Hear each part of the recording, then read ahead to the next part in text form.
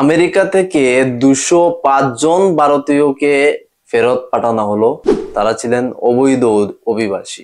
মোদির বন্ধু Donald Trump এই পদক্ষেপ গ্রহণ করলেন।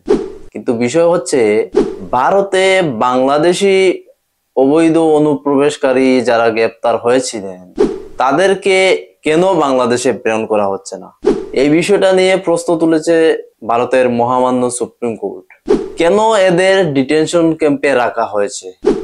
আমি যদি বলি আপনাদের, বিচারপতি জেবি পারদিওয়ালা এবং আর মহাদেবন সমন্বিত একটি বেঞ্চ কেন্দ্র সরকারের বিরুদ্ধে এই প্রশ্নটা তুলেছে।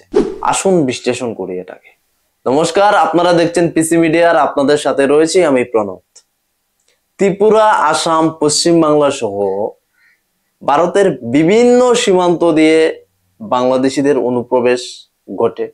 5 আগস্টের পর বিবিসির তথ্য অনুযায়ী যে হিন্দুদের থেকে মুসলিমদের অনুপ্রবেশ বেড়েছে, এটা বিবিসির তথ্য। কিবা 5 আগস্টের পর মুসলিমরাই ভারতে অনুপ্রবেশ করেছেন বেশি। বাংলাদেশের বর্তমান পরিস্থিতি সবারই জানা, হিন্দুদের উপর আক্রমণ, নির্যাতন কি হচ্ছে এখানে। এবং গত 2 দিন আগেও বঙ্গবন্ধু শেখ মুজিবুরের ধানমন্ডির 32 নম্বর যে ওনার বাড়িটা ছিল সেটা ভেঙে গুড়িয়ে দেওয়া হয়েছে। কিন্তু প্রশ্নটা হলো, সেই অবৈধ অনুপ্রবেশকারী বাংলাদেশিদের কেন ভারতের ডিটেনশন ক্যাম্পে রাখা হয়েছে?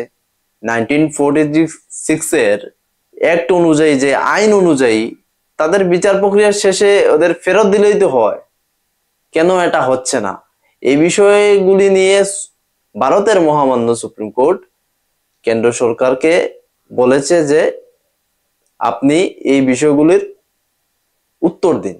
এই যে রোহিঙ্গা অনুপ্রবেশ এবং বাংলাদেশি অবৈধ অনুপ্রবেশের ঘটনা, এবং ত্রিপুরায় বরাবরই আপনারা দেখতে পান যে অবৈধ অনুপ্রবেশকারী গ্রেপ্তার হচ্ছে, আসামে গ্রেপ্তার হচ্ছে, পশ্চিমবাংলার বিভিন্ন অঞ্চলে গ্রেপ্তার হচ্ছে, এবং সীমান্তে উত্তেজনা দেখা দেয়।